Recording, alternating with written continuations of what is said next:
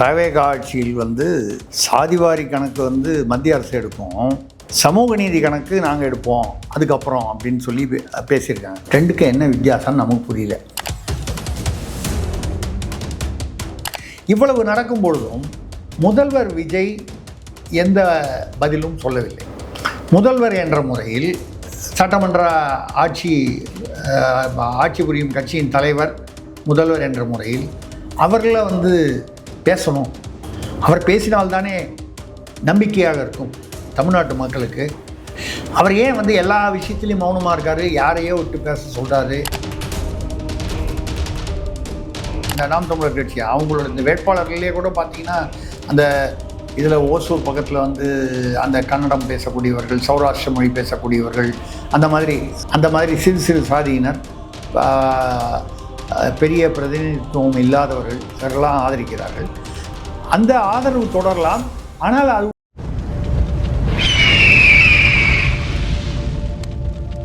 அரசியல் நேயர்களுக்கு வணக்கம். இன்று நம்மோடு இணையம் சிறப்பு விருந்தினர் மூத்த பத்திரிகையாளர் திரிசக்தியார் அவர்கள். வணக்கம் சார். வணக்கம், சொல்லுங்கள் சார். தொடர்ச்சியாக தமிழகத்தில் மக்களிடம் இருக்கக்கூடிய ஒரு நிபந்தனை ஜாதிவாரி கணக்கெடுப்பு வரக்கூடிய அரசாங்கம் யார் வராங்களோ அவங்க எடுக்கணுன்றது தான் பல சமூகங்களோட கோரிக்கையாக இருக்குது.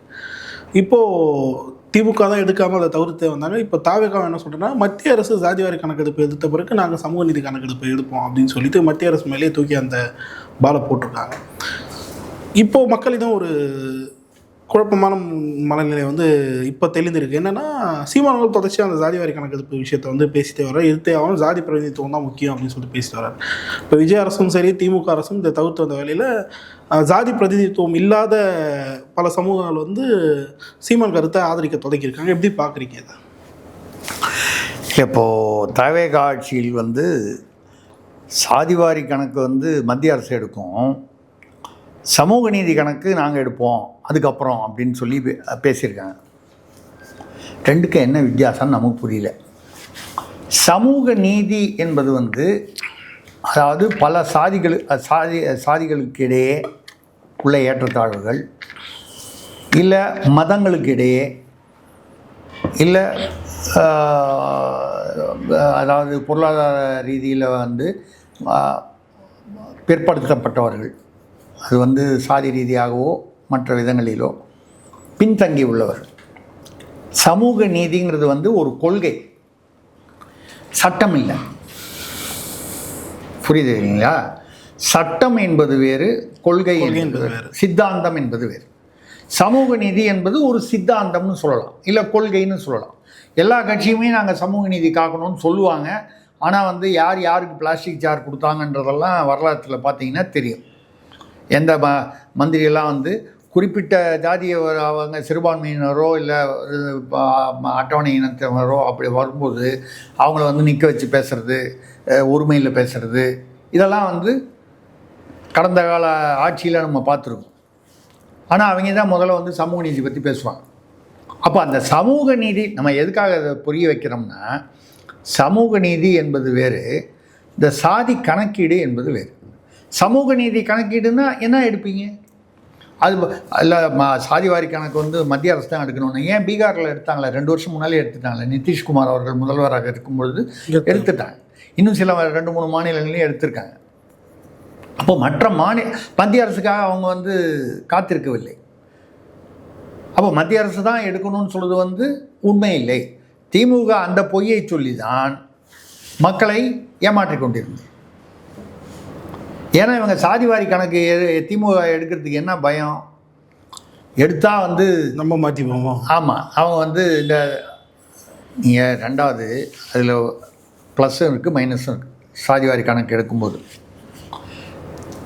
அதாவது அந்த கொள்கையிலையோ சித்தாந்தத்திலையோ எடுக்கணுன்ற திட்டத்திலையோ பிரச்சனை இல்லை, அதை நடைமுறைப்படுத்தும் போது பிரச்சனைகள்.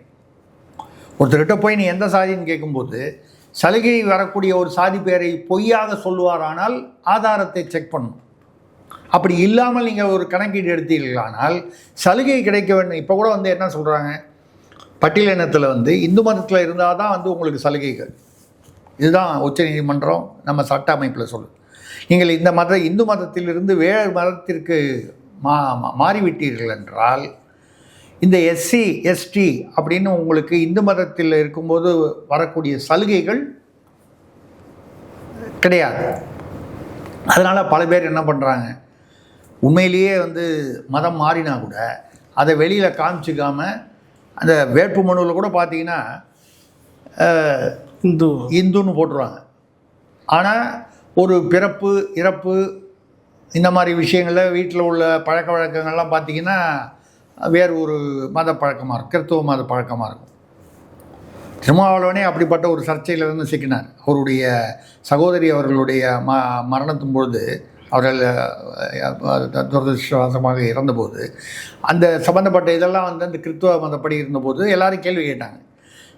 அப்போ அவர் என்ன ஒரு சௌகரியமான பதில் சொல்லிட்டார், என்னுடைய சகோதரி கிறிஸ்துவ மதத்தை தழுவினார்.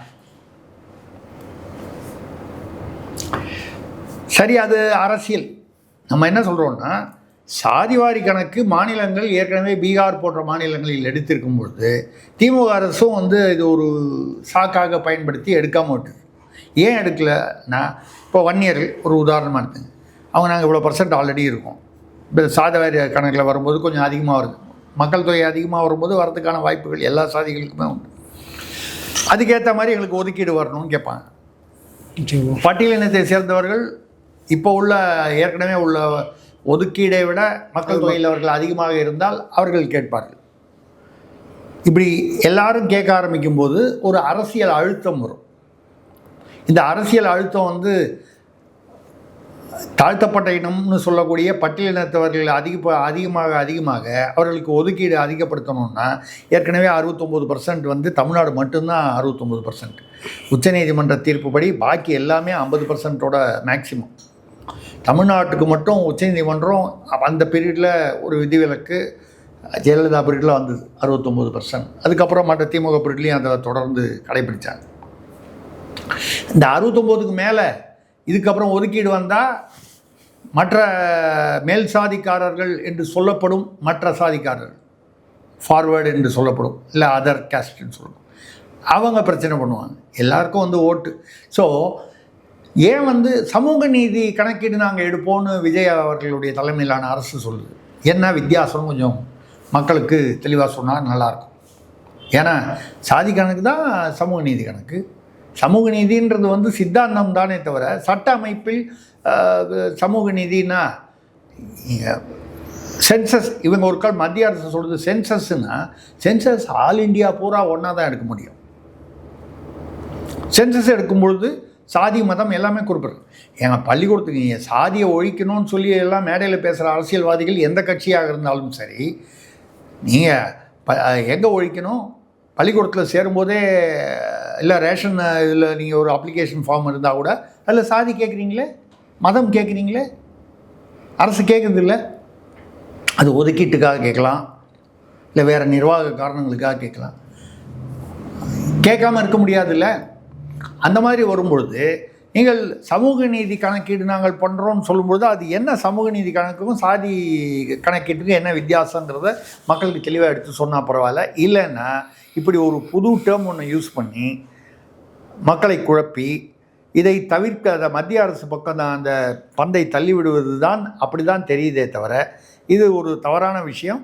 நீங்கள் சாதி கணக்கு, ஏன்னா தேர்தலுக்கு முன்னால் நீங்கள் சாதி கணக்கு எடுப்போம் அப்படின்னு சொல்லி தான் எங்கள் ஆட்சிக்கு வந்தீங்க. அப்போ எடுக்க வேண்டியது தானே. அப்போ இந்த தேர்தலுக்கு முன்னால் சமூக நீதினா அது வேறு, கணக்கீடு சாதி கணக்கீடு வேறுன்றது தேர்தலுக்கு முன்னால் தெரியலையா? எவ்வளோ விஷயங்கள் தேர்தலுக்கு முன்னால் பேசுனது தேர்தலுக்கு அப்புறம் வந்தோடனே எல்லாமே மாறி பேச ஆரம்பிச்சிட்டாங்க. நீங்கள் இதில் பார்த்தீங்கன்னா தூய்மை பணியாளர்கள் கூட ஒரு உதாரணம் எடுத்துட்டிங்கன்னா, ஆதவ அர்ஜுனா அவர்கள் 2025 என்ன பேசினார், தூய்மை பணியாளர்கள் வந்து அவங்க ஏன் வந்து தனியார் கார்பரேட்டுகிட்ட கொடுக்கணும், குப்பை அலுவலர்களுக்கு கூட அரசு சம்பளம் கொடுக்க முடியாதா? விஜய் அவர்கள் இதை கேள்விப்பட்டு எது தூய்மை பணியாளர்கள் அந்த ராம்கேன்னு ஒரு ஆந்திரா நிறுவனத்துக்கு, ராம்கி அது நிறுவனத்துக்கு வந்து திமுக ஆட்சியில் கொடுத்த போது ஆதவ அர்ஜுனா தாவேகா சார்பாக பேசியிருக்கிறார்.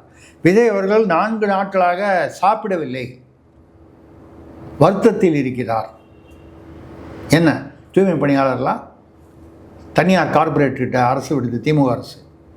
இப்போ முந்தா நேற்று வந்து பார்த்திங்கன்னா 8 மாவட்டங்களில் வந்து தூய்மை பணியாளர்களில் வந்து அதுக்கு டெண்டர் தனியார்கிட்ட விஜய் தலைமையிலான அரசு, ஆதவர்ஜுன அமைச்சராக இருக்கும் அரசு இவங்க வெளியிட்டிருக்காங்க. டெண்டர் கோரி இருக்கிறார்கள், ஒப்பந்த புள்ளி. எதுக்கு? அதே தூய்மை பணியாளர் பிரச்சனைக்கு அவர்களை வந்து தனியார் மயப்படுத்துவது. நீங்கள் தான் தனியார் வசப்பாடு, ஏன் குப்பை அலுவலர்களுக்கு கூட அரசால் வந்து சம்பளம் கொடுக்க முடியாதான்னு திமுக அரசை கேட்டிங்கல்ல. நம்ம திமுக அரசை ஆதரவு பண்ணி சொல்லலை, அவங்க பண்ணாலும் தப்புன்னு தான் சொன்னோம். அப்போவும் சொன்னோம், இப்போவும் சொல்கிறோம். இப்போ உங்களுக்குன்னு வரும்பொழுது நீங்கள் கேட்ட கேள்வியே மக்கள் உங்களை பார்த்து கேட்குறாங்கன்றதை புரிஞ்சுக்கணும். இல்லை நாங்கள் அப்போது வந்து எதிர்கட்சியாக இருந்தோம் அப்படின்னா அப்புறம் உங்களுக்கும் திமுகவுக்கும் என்ன வித்தியாசம்? இந்த தேர்தலில் வந்து மக்கள் திமுகவை புரிந்து கொண்டு அகற்றி விட்டார்கள் ஆட்சியை. அடுத்த தேர்தலில் உங்களை புரிந்து கொள்ள ஆரம்பித்தால் என்ன ஆகும் என்று யோசிக்க வேண்டும். இது வந்து இந்த சாதி கணக்கீடு. இது வந்து பல விஷயங்கள் இதே மாதிரி தான் சொல்லியிருக்காங்க. இது இப்போ இன்னி கூட ஓடிக்கிட்டு இருக்கு பாருங்கள். அந்த காவிரி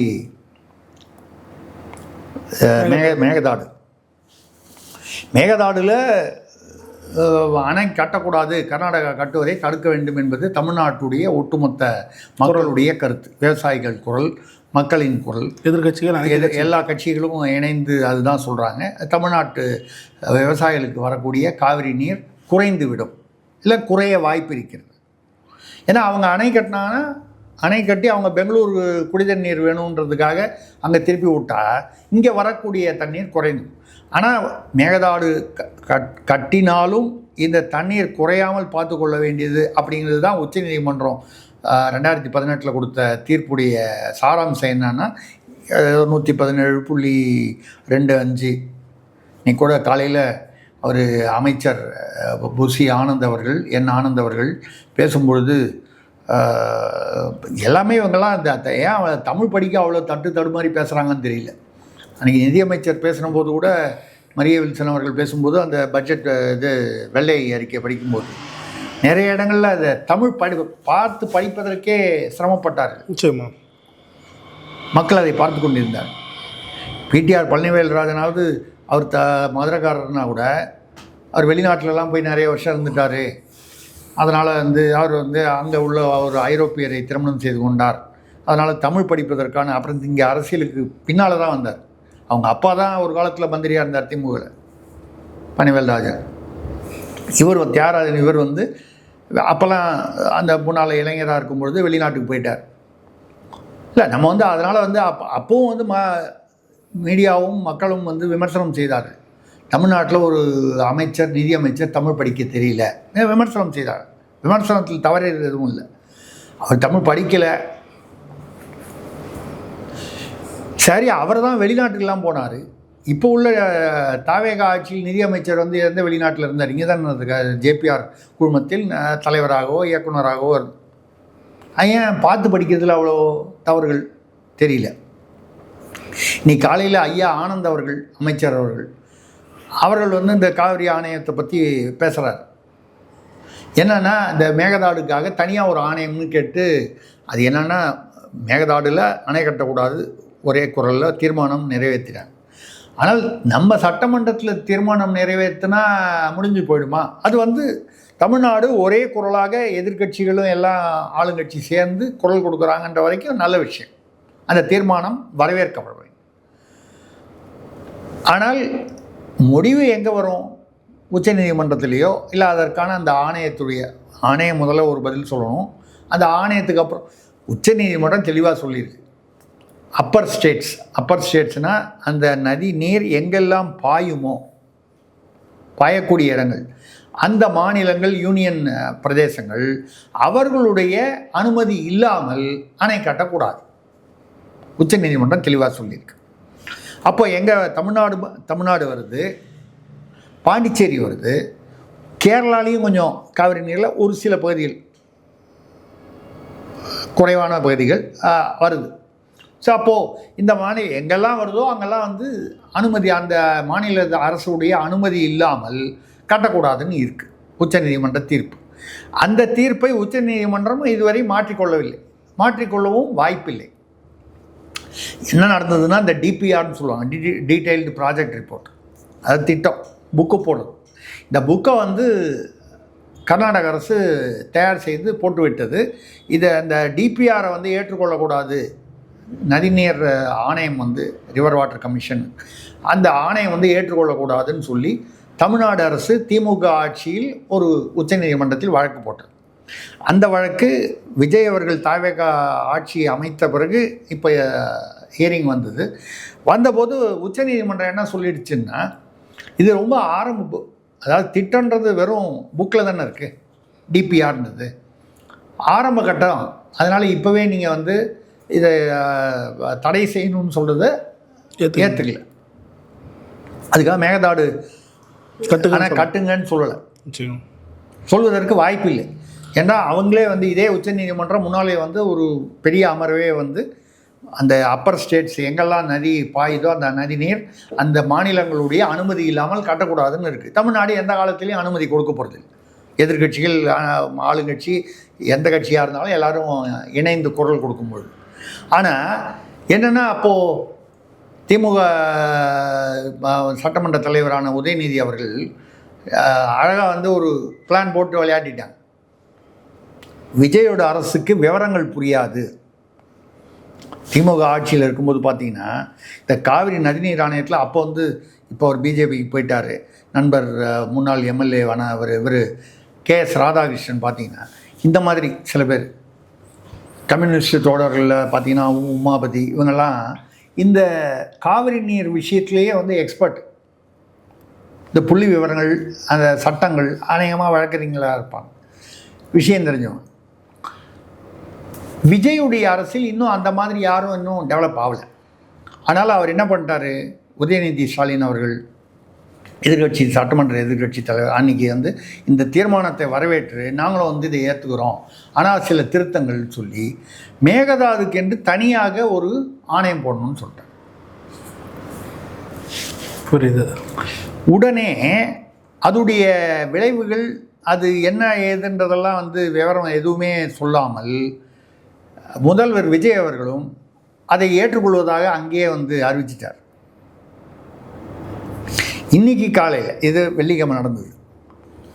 வெள்ளிக்கிழமை வேறு என்னென்னமோ நடந்தது, வேறு ஏதோ பேச போக திமுகவினருக்கும் தாவேகாவினருக்கும் கிட்டத்தட்ட கைகலப்பு ஏற்படுற மாதிரி ஒரு சூழ்நிலை வந்து லைவ் டெலிகாஸ்டாக இருந்ததை பாதியில் நிறுத்தி விமர்சனத்துக்கு உள்ளானது.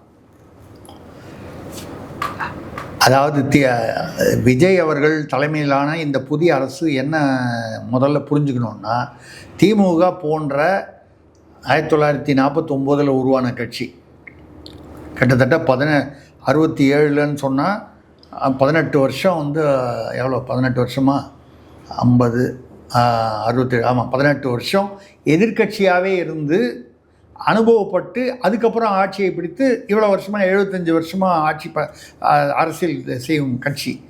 அவங்க எங்கே வந்து கரெக்டாக வந்து ப்ரொவோக் பண்ணணும், அப்படி தூண்டி விடணும் இவங்களை தாவேக, ஏன்னா இவர்கள் அனுபவ குறைவு உள்ளவர்கள்.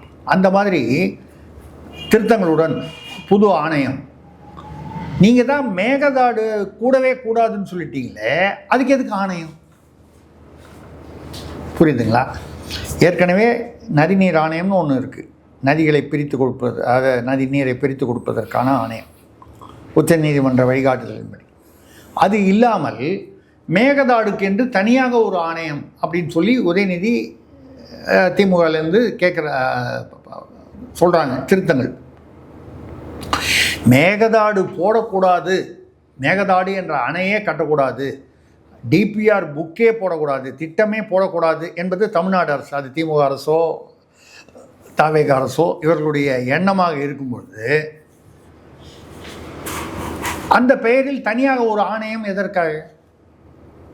அந்த வேலை தானே அந்த நதிநீர் ஆணையத்துடைய வேலை, பிரித்து கொடுக்க வேண்டியது.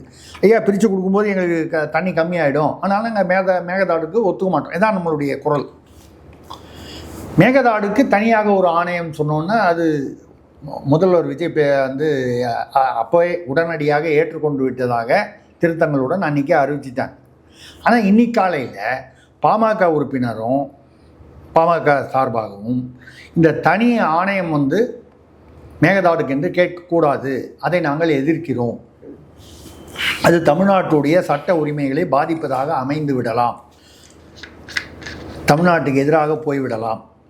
பாமக மட்டுமல்ல, தாவேகாவுடன் கூட்டணியில் இருக்கக்கூடிய இடதுசாரி கம்யூனிஸ்ட் ராமச்சந்திரன் எம்எல்ஏ அவரும் வந்து அவர் நாங்கள் எதிர்க்கிறோன்னு சொல்கிறாரு. அன்றைக்கி ஏன் நீங்கள் எதிர்க்கல, ஆல்ரெடி இது பேசி முடித்த சமாச்சாரம்னு சொல்லி சபாநாயகர் பிரபாகர் அவர்கள், ஜேசிடி பிரபாகர் அவர்கள், மாண்புமிகு சபாநாயகர், அது அன்றைக்கே முடிஞ்சு போச்சு, நீங்கள் ஏன் பேசலன்னும் போது அவர் கம்யூனிஸ்ட் தோழர் கரெக்டாக கேட்டார்.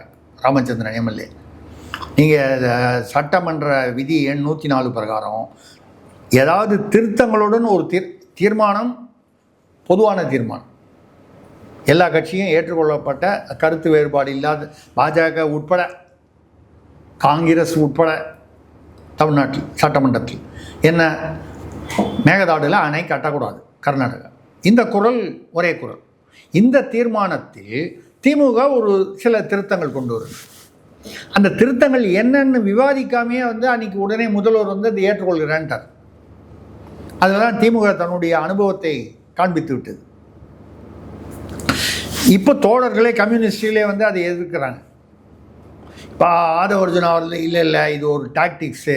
முதல்வர் அன்றைக்கி வந்து சட்டமன்றம் வெள்ளிக்கிழமைக்கு சட்டமன்றம் நடந்து கொண்டு இருக்கும்பொழுதே டெல்லியில் உள்ள உச்சநீதிமன்ற சீனியர் கவுன்சில் சட்ட நிபுணர்களுடன் ஆய்வு செய்து தொலைபேசியில் சட்டமன்றம் நடந்து கொண்டு இருக்கும் பொழுதே அந்த முடிவை அறிவித்தார்.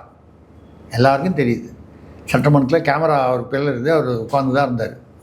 ஃபோன் பண்ண அப்படியே இருந்தாலும் இது வந்து ஒரு தொலைபேசியில் வந்து ஒரு வழக்கறிஞரை கேட்டு ஒரு 2 வரியில் வந்து ஒரு திருத்தங்களுடன் ஏற்றுக்கொள்வது, மேகதாதுக்கு அந்த மேகதாடுவே அணை கட்டக்கூடாதுன்னும் போது மேகதாடுக்காக ஒரு ஆணையம் எப்படி அமைப்பு.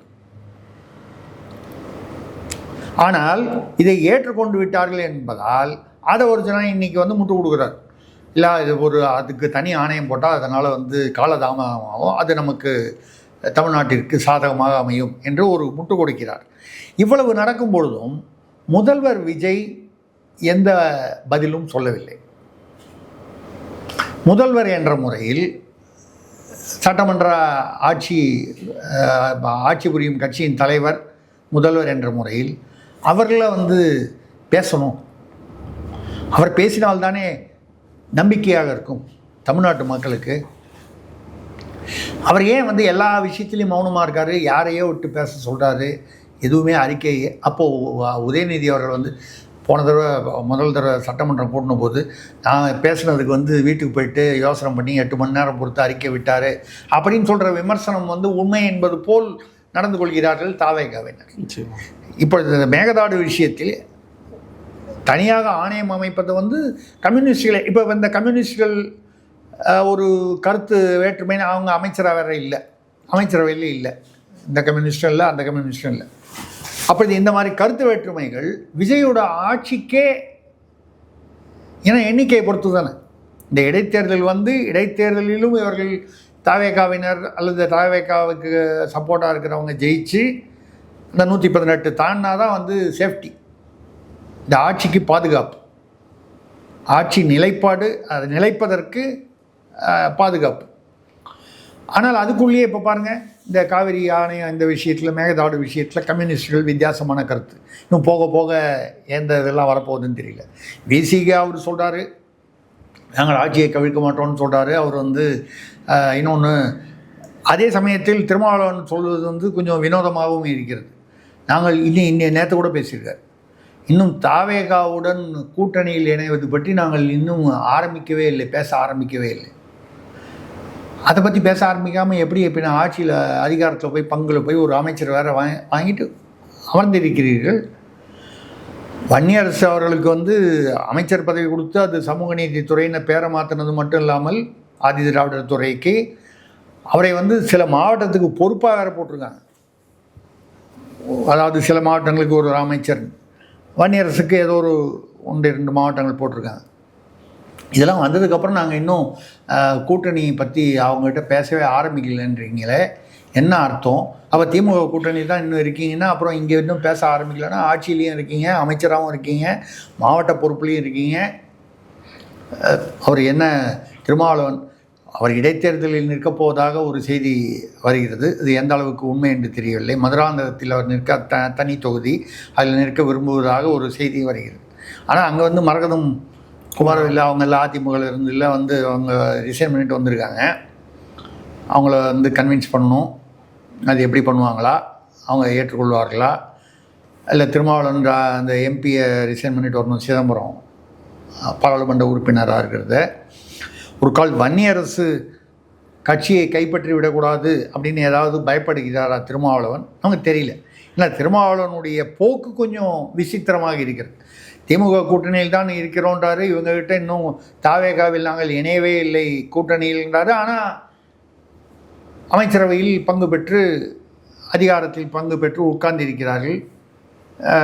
ஆளும் கட்சி கூட்டணியாக தானே இருக்கிறார்கள். அப்படி இருக்கும்போது நாங்கள் இன்னும் அந்த கூட்டணியில் சேரவே இல்லைன்னு எந்த வகையில் சொல்கிறாரு? சேர்றதுன்றது எப்போ முடிப்புன்றது 5 வருஷம் முடிஞ்சதுக்கு பிறகா, இல்லை இந்த ஆட்சி ஏதாவது இந்த ஆட்சிக்கு ஒரு ஆபத்து வரும்போது அப்போ தானே தெரியும்.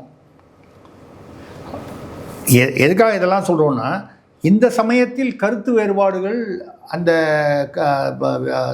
தவேகா கூட்டணி என்று அமைந்திருக்கக்கூடிய கூட்டணியாக அதிகார பங்கில் இருக்கக்கூடிய அந்த கூட்டணியில் வருவது கண்டிப்பாக எங்கோ அந்த இடைத்தேர்தல்களில் வேறு விதமாக எதிரொலிக்கலாம். அதுவும் தமிழ்நாடு சம்மந்தப்பட்ட தமிழர்களின் உணர்வு சம்மந்தப்பட்ட மேகதாது, இந்த காவிரி நீர் அப்படிங்கிறதுனால அவசரப்பட்டு அன்றைக்கி அந்த திருத்தங்களை ஏற்றுக்கொண்டதற்கு பதிலாக முதல்வர் விஜயும் அவருடைய அரசும் என்ன செய்திருக்கலாம், என்ன சனி ஞாயிறு 2 நாளில் அந்த சட்ட நிபுணர்களோடு ஆலோசித்து அது அந்த திருத்தம் வந்து ஏற்றுக்கலாமா, தனி ஆணையம் அமைக்கலாமா வேணாமாங்கிறது இன்றைக்கி சொல்லியிருக்கலாம். இந்த 2 நாளுக்குள்ள ஒன்றும் தலை போக போகிறது இல்லை. இந்த அவசரம் இந்த அனுபவமின்மையை தான் குறிக்குது. அதனால் கொஞ்சம் கவனமாக இருக்கணும்.